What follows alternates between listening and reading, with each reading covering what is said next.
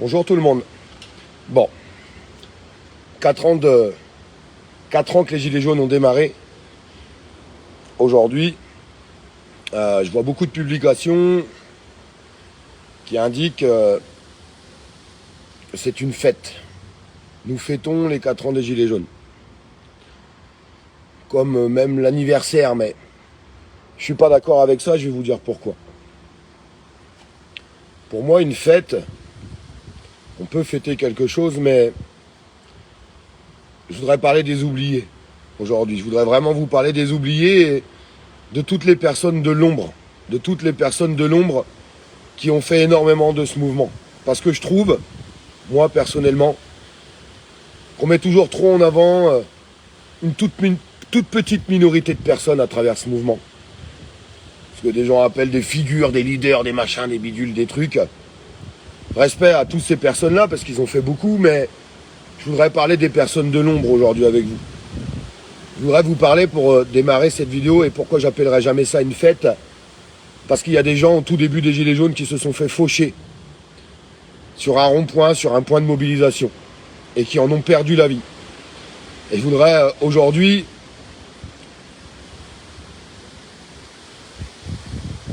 les saluer là où ils sont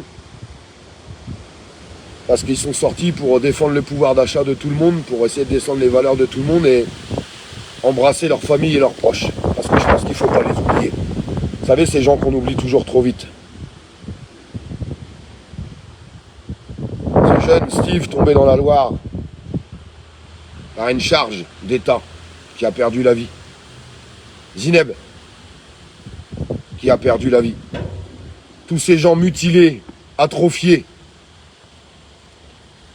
qui retrouveront jamais leurs mains, leurs doigts, leurs pieds, leur œil.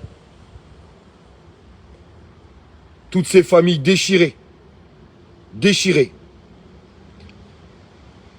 dont on parle trop peu. Bah oui, parce que sortir tout le temps, bah, il y a plein de gens qui se sont séparés, qui ont divorcé. Plein de gens ont perdu leur entreprise, leur boulot, leur logement, leur bagnole, leurs amis. Voilà ce que ça a été. Parce qu'une lutte, un combat, c'est dur.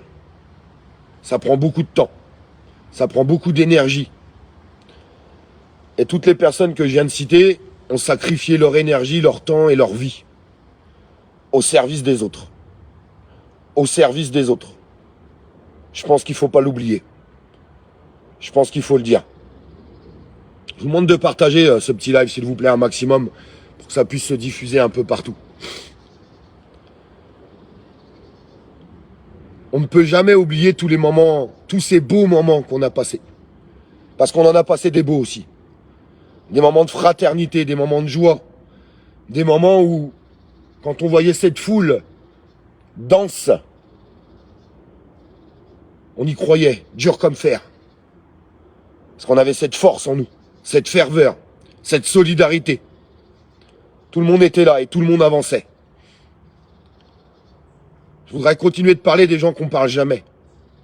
Tous ces gens, tous ces collectifs, tous ces groupes qui ont passé des heures à faire de la modération, à traiter des publications, à faire des événements, des lieux de regroupement, des lieux de manifestation. Tous ces gens qui agissent dans l'ombre, mais qu'on ne parle jamais. Absolument jamais. Tous ces gens qui ont œuvré et qui ont fait beaucoup de belles choses. Beaucoup de belles choses.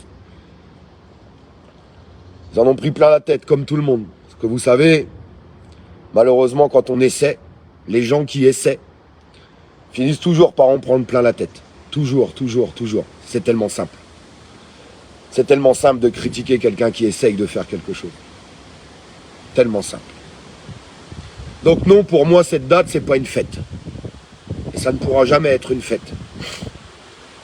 Je me rappellerai toujours de ce premier jour des Gilets jaunes où j'étais avec un ami, on est même arrivé en quad sur le rond-point d'Antibes. Le regroupement était à 9h, je dis on va y aller vers 10h30 parce que j'avais une petite habitude des manifestations, puisque ça faisait longtemps que j'étais sur le terrain avant. Et je dis, il n'y aura personne ou pas grand monde à 9 h. Et quand j'arrive, je comprends que ça y est, il va se passer quelque chose, puisque c'est plein, c'est rempli. Toute classe sociale, toute origine confondue, tout bord politique, tout syndicat confondu, apolitique, tout le monde, absolument tout le monde, avec une seule idée en tête, changer les choses. Changer les choses et faire voir que les citoyens sont capables de taper du poing sur la table, sont capables de dire non, sont capables de dire stop. Un énorme élan s'est fait partout. Et c'est là que le gouvernement a tremblé, au tout début. Pourquoi ? Puisque le gouvernement a toujours cherché à diviser tout le monde. Et quand il voit les gens se rassembler, il prend toutes les mesures nécessaires, je dis bien toutes les mesures nécessaires, pour casser tout ça. Les gens me diront, Olive, où ils sont les gilets jaunes ? Les gilets jaunes, c'est vous tous qui me regardez aujourd'hui. Un gilet jaune, ce n'est qu'un citoyen. Ce n'est pas un robot qui a été créé. C'est pas quelqu'un à part. C'est quelqu'un, c'est toutes ces personnes qui ont œuvré. Rappelez-vous quand même, au début, 80% de la population soutenait les gilets jaunes.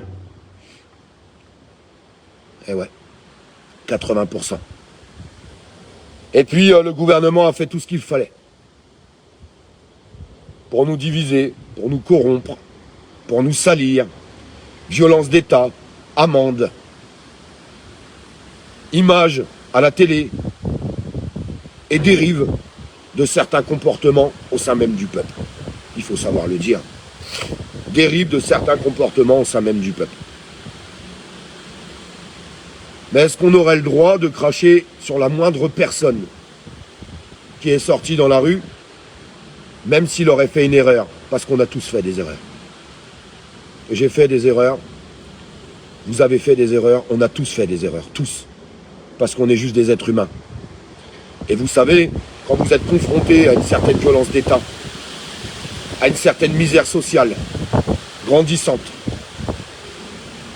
quand on est confronté à tout ce que les médias ont raconté sur les gens qui étaient dans la rue, en les faisant passer pour des moins que rien, des pourris ou des salauds, ou des fachos, ou des extrémistes, parce que c'est comme ça qu'on arrive à casser les clivages, c'est comme ça qu'on arrive à casser les mouvements, c'est comme ça qu'ils arrivent à faire les choses. Je vous demande de partager ce live, s'il vous plaît. Je vous demande de le partager avec votre cœur. Je vous demande de partager ces images que vous avez tous en tête. Tout ce qu'on a vu, pas les conneries qu'on entend sur les réseaux sociaux, pas les conneries qu'on entend dans les médias, à travers tout ce qu'on a pu entendre pour nous diviser, pour nous massacrer. Crise des gilets jaunes, division. Crise sanitaire, division. Élection, division. Élection présidentielle, division. Élection législative, division. Et vous vous demandez pourquoi plus personne n'est dans la rue. Répression, division.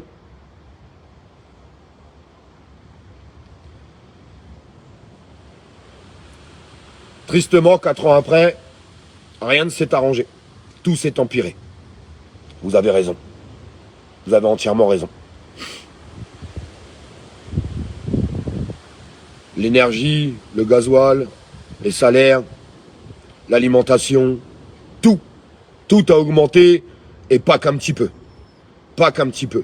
Énormément. Sauf les salaires. Les responsables de tout ça, c'est les décideurs, nos gouvernants. Je ne sais pas comment va se passer la suite. Je vous le dis honnêtement, mais j'ai une certaine crainte sur ce qui pourrait se passer. Et je vais vous le dire pourquoi. Les gens, ils vont arriver à bout de course. Déjà, énormément de personnes à bout de course. Énormément de personnes dans la misère, dans la précarité. Qu'ils soient artisans, commerçants, travailleurs, à la recherche d'emploi, en état de précarité, handicapés, retraités, étudiants. Ça englobe tout le monde. Tout le monde est en train de trinquer aujourd'hui. Je me suis toujours forcé de dire que on ne peut pas résoudre les choses par la violence parce que je ne peux pas apprendre à ma fille, je ne peux pas la regarder dans les yeux en lui disant « Mon amour, pour arriver à gagner quelque chose, il faut rentrer dans la haine et dans la violence. Malheureusement, je suis forcé de constater que les défilés de pancartes n'ont plus beaucoup d'effet sur nos gouvernants. Je suis obligé de constater que toutes les révolutions françaises qui se sont passées chez nous se sont pas faites avec des bouquets de roses et obligé de constater qu'ils ont fini par gagner. Donc ça m'inquiète fortement. Parce que je pense que le gouvernement s'est préparé à une montée de colère extrême.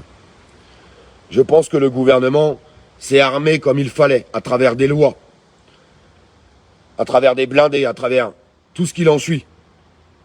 Mais comment incriminer quelqu'un qui va voler un sandwich ou un bout de viande parce qu'il n'a rien à bouffer? Comment l'incriminer? Comment? Toutes ces vraies questions, en fait, que je me pose, que l'on se pose, avec ce caractère d'impuissance à vouloir bien faire les choses. Ouais, je dis bien d'impuissance quand tu veux bien faire les choses.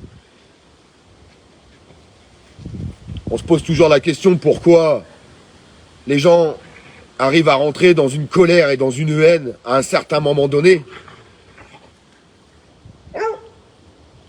Mais quand tu le fais correctement, tu n'es pas écouté. Alors la solution, elle est où? La solution, elle est où? Où est cette solution? Oh! Ouais, même le chien, il n'est pas content.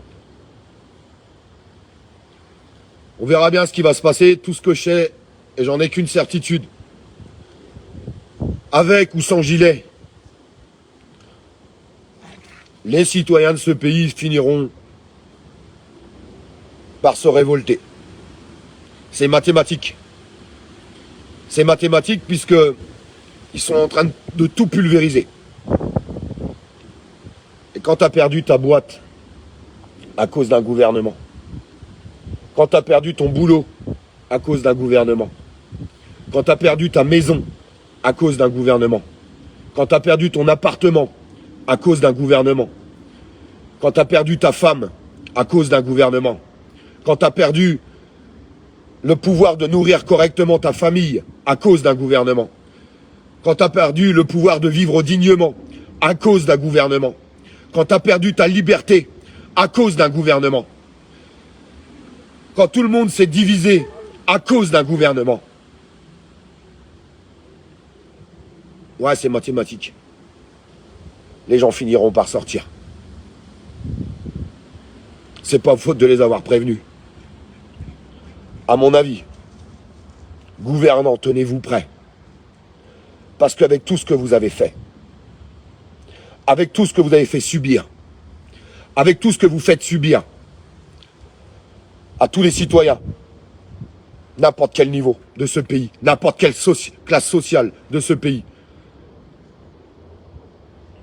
le jour où ils vont ressortir, je pense tristement qu'il y aura des blessés des deux côtés. Je pense tristement, et je dis bien tristement, qu'il y aura des blessés des deux côtés. Parce que la seule réponse que vous avez apportée aux citoyens de ce pays, c'est que vous n'en aviez rien à faire de ce qu'ils étaient en train de vous exprimer. Vous n'avez rien fait pour eux. Vous leur avez jeté des miettes à la gueule comme ça. Voilà ce que vous avez fait. Voilà ce que vous avez fait.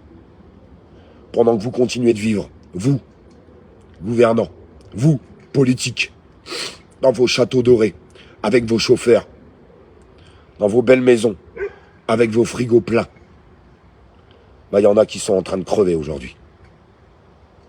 On a vu tout ce que vous avez fait. Vous avez fait tellement de choses qu'on ne pourrait même pas les énumérer sur un live parce que ça durerait toute la journée.